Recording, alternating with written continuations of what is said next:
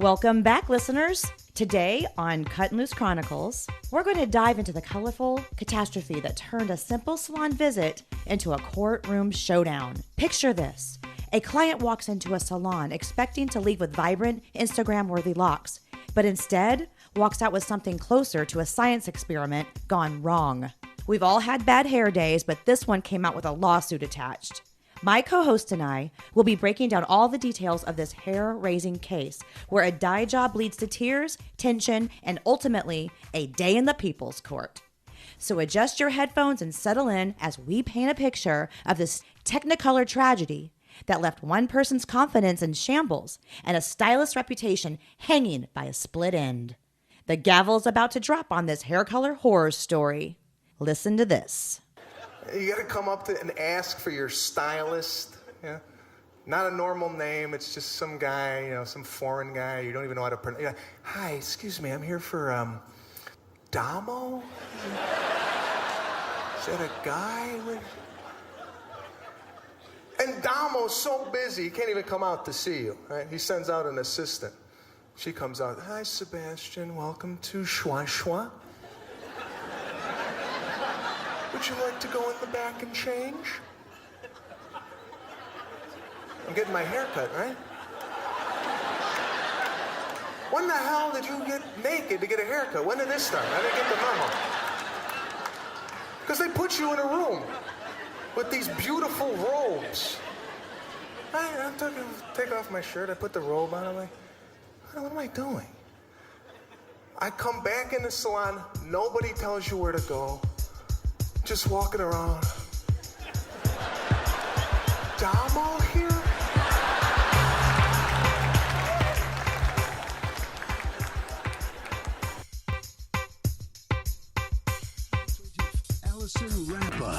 She says she went to the defendant, a hairdresser, to fix a problem she had with another hairdresser. And when he found out she cheated on him by going somewhere else in the first place, he intentionally ruined her hair for good. That's right, her hair's now falling out of her head. She looks like one big hot mess and is suing the defendant for $5,000, the amount she's owed. Can I just say, I already love it. This is what I love about People's Court. That guy made the show so funny. This is the defendant, Vincent Marchese.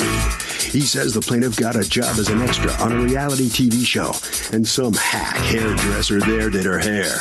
The plaintiff's hair was severely damaged when she came to him, and for her to accuse him of intentionally making her hair worse is not only insulting, it's damaging to his reputation. Bottom line, he's a professional, did nothing wrong, and doesn't deserve to be here today. He's accused of being malicious. This guy looks like a typical male. Yes. I'm the best stylist there's ever been to the planet. Are they from Jersey? I'm just going to put it out there. Are they from Jersey? You got it. Oh, yes. Yeah, please tell. They got the look. Thank you, Douglas. Allison Rappa? Yes. You are suing your former hairdresser, Vincent Marchese, for $5,000, the cost of hair extensions, a corrective color treatment, a new haircut, and pain and suffering. Yes. Because according to you, he not only ruined your hair, but deliberately ruined your hair. And you have a counterclaim against her for $5,000 for saying such a thing. Okay, let's hear. Well, I've been going to Vinny for, I want to say 2 or 3 years. Of course. Faithfully. And I was trying to get a hold of him at a certain point to do my hair, and I couldn't. So I went somewhere else to get my hair done, and then the color didn't match. It wasn't damaged. It was just color that needed to be done. Okay. So I went and I scheduled an appointment with Vinny to correct it. And he decided to do an ombre on my hair, which is? An ombre is something that basically looks like it's dark all on the top and then lightens up at the bottom. And he started to do the ombre, left the decolorizer on my hair. What's a decolorizer? It's like it's bleach, to lighten, like if you're to get a highlight. Exactly. I was just going to say, what is a decolorizer? So she's speaking kind of like she comes from an area of knowledge. She's obviously not a hairdresser, but I just kind of had that feeling that she's using words that are not the typical client words. Well, you know that when we go into the salon, the clients, we can't say the B word, bleach. We have to give it fancier names. Lightener, yes. Decolorizer. I like decolorizer. Pigment remover. There we go. I love it. Don't say bleach. Not bleach. and left it on there for about 2 hours. By the time I got to the sink, it was just completely just coming out, like Your hair was falling stretching. out right there? Yes. Okay. My hair was coming out at the sink. And then they rinsed me and they asked me, did I want a blowout? And I said, and I know he could specifically remember, I said, no, I held my hand up. I said, no blowout for me, because I knew once the heat went on my hair, it was going to just melt off. So I paid and like butter. ran out of there. And I went home and washed it out, dried it, and it was just breaking, coming off all over my floor. Do you have a picture of it? Oh, yeah, I have pictures of everything. Let me see all the pictures. Okay, in what order is this? I wrote on the bottom. This is prior to going to the salon? That was right before. But if you look at the other pictures, you'll see you'll see it After as blow it's drying happening. the first time. Second blow dry. Why is your hair so dark here and it was so light here? That's what he put on my hair, was the blonde. That was what was breaking. Okay, so what we've got going on here is this particular client, she has very, very dark hair, almost jet black. It's probably been colored multiple times, probably over and over throughout, and now she wants to lighten her ends. In the salon, we always tell our clients, okay, if you're going to go that dark, it's going to be very hard if you want to go back blonde again. And it's important that the client understands that and listens, because we're basically having to strip out. When you go black, you're putting the most intense pigment onto the hair follicle. So if you want to go light after that, then you literally have to strip out all that artificial color, all that extremely dark pigment to bring it back to blonde again. And it is extremely hard on the hair. It's extremely damaging. If you think bleaching your hair is damaging, try going black and then trying to go back. So what happens? What happened was I ended up having to go and pay a fortune to get it completely corrected and get extensions and get treatments and get all my hair cut off. And I had to pay all this money to do this when I feel like he intentionally did it, because on Facebook, I was having a conversation with one of my friends, and she asked me how my hair came out. And I said that, well, being that half of it is on my bathroom floor right now, I would say not so good. Then you pipe in and say, hey, you stray, you pay. At least we got all the crap hair off. I saved you a haircut? Why would you say that? Can I just Backtrack? Yeah, can I just tell you a little bit about myself? I'm a second-generation hairdresser for 20 years. I've been an educator for a major company for the first 10 years of my career. I take my job very seriously, and I was looking through my phone, and she made these comments at the end of the night. And it took me by surprise, and it got me mad, and because I felt... That's why she's saying, oh, my God, he did this on purpose because I went to someone else. So I said those two comments to her. You stray, you pay. I mean, that's a pretty insensitive thing for you to say to a customer who's been your customer for years when she's upset because her hair's falling out. What did you get out of you stray, you pay? Well, that does seem pretty harsh to me. Like I don't know about you. I have plenty of clients who have gone to other stylists if I was unavailable or I was busy or I was on vacation, and I would never treat them. I've never had clients stray. I would never treat them that way, because ultimately it's your hair, it's your life. You get to choose whoever you want to go to, and if you do have integrity in what you do, then you really shouldn't take it out on their hair and say something like, you stray, you pay. First of all, you and I, we would never. People aren't property. We take our profession very seriously. Like someone says, oh, I don't want to piss off my hairdresser. She's got scissors in her hand. Absolutely. And you know what's funny about that? I do think it's like a relationship. It is like a boyfriend, girlfriend, or, like a dating relationship when you are with your hairstylist, which is why they call it breaking up with your hairstylist if they decide to go somewhere else.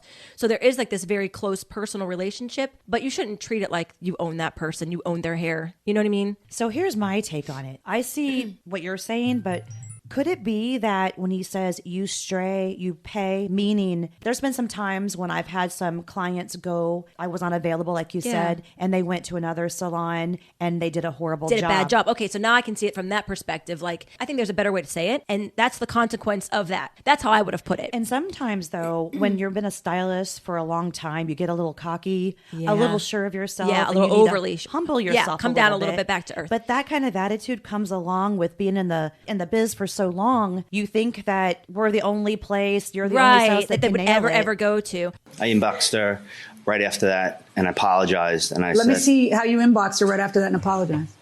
I need to come ASAP. Okay, this is before the appointment. Yeah, that's prior. I start filming next season. What do you film on? I was at the time filming for Jerseylicious. Oh my God, we nailed it. I was going to say Jersey Shore, but Jerseylicious, that was a show. Yeah, remember? So when I did the Frank Anthony salon Yes. in New Jersey, Yes. the girls that I was training for the Simplicity hair extensions, they went to school with the girls that were on Jersey Shore. Are you serious? What's her name? Pookie? Snooki. Snooki? And Bambuki? then the other one was the prettier one with the. She was tall. I don't remember. The but Shimashuki? Shimashuki. Sounds like a sushi roll. Kawasaki. You had a role in Jerseylicious? Yes, a short role, but a role. A role, nonetheless. Okay. You say, hey, you stray, you pay. At least we got all the crap hair off. I saved you a haircut. And she responds, you saved me a haircut? Really? So you intentionally did this? And you answer, really? That's why I inboxed her right after that. And then you inbox her. Would I do that to you? I know no one knows who you are talking about, but it bothers me when you bash me like that. I'm sorry that happened. Would I do that to your hair in purpose? No, that was the only way for that black hair. Then you will have to stay dark. Here's what I want to know.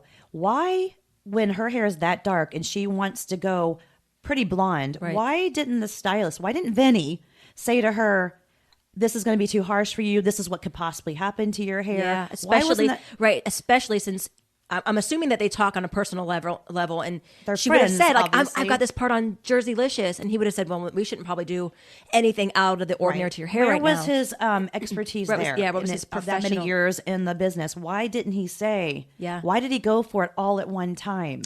Unless there's more to the story, Maybe. which could be to have that yes, pressure. Yes. I think that what you just said nailed it on the head. I think there was a lack of communication there, maybe. And we'll see, like, if she kind of pressed the issue. But at the end of the day, it doesn't matter if they press the issue or not. It's Then what are you saying? That was the only way I can get the black hair lighter.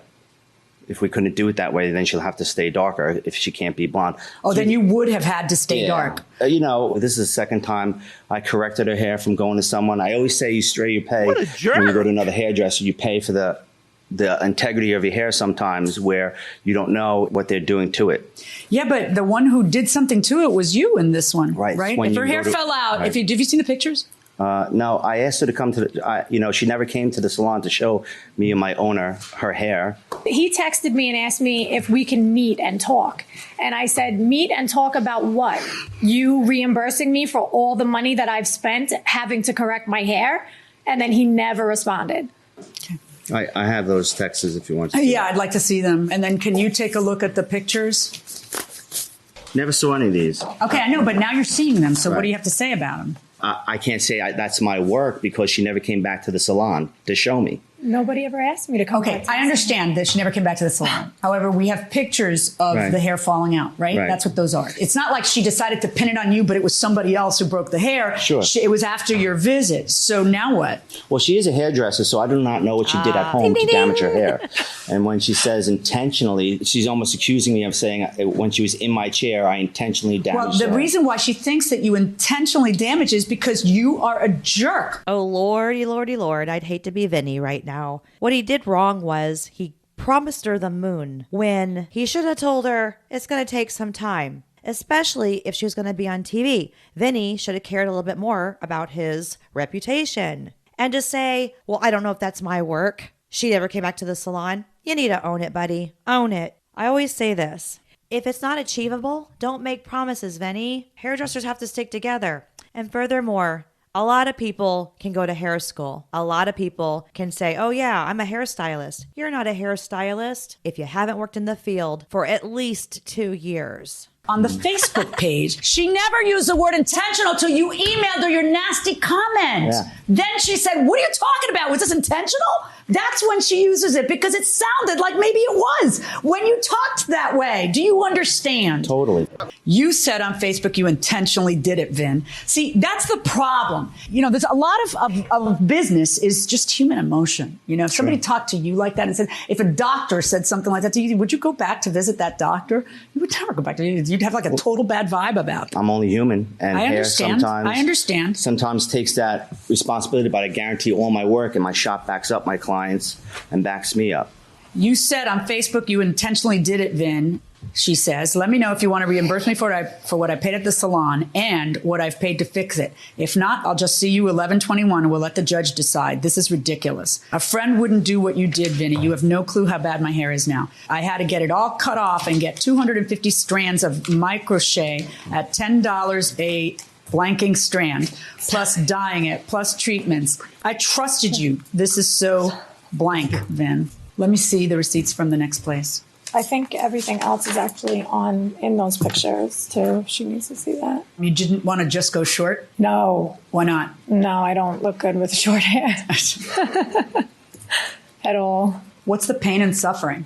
Pain and suffering to me is like, imagine you at a salon as a woman and then wait, hold on. I'm going to imagine myself as a woman. Hold on.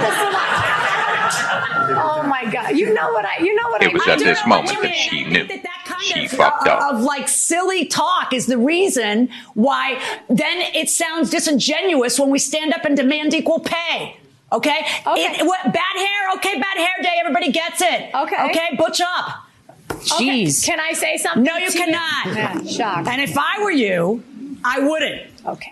Okay, because I'm about to rule, and you're about to get a lot of this back. Let her talk. Let her talk. Stop. Let her talk. Let her talk. So don't make me angry. Okay. So I'm not ordering the almost $2,000 in pain and suffering. I'm not ordering the money back that you paid the defendant. I am going to order the defendant to pay that which you had to pay in order to get the benefit of your bargain, which was the good job. And I'm ordering him to pay you $2,855. And let me give you a piece of advice. When my 14-year-old reflexively writes something on Facebook, I take her computer away, okay? Somebody in your life needs to take your computer away. So you have to choose. Are you going to be a 14-year-old or are you going to be a businessman? Good luck. Oh, on your counterclaim for $5,000, in case it wasn't obvious, 0. That's right. I just said social media. I love it. The 0 over her head. Like, nada. Get out of here. Judge Million is so sexy. Yes.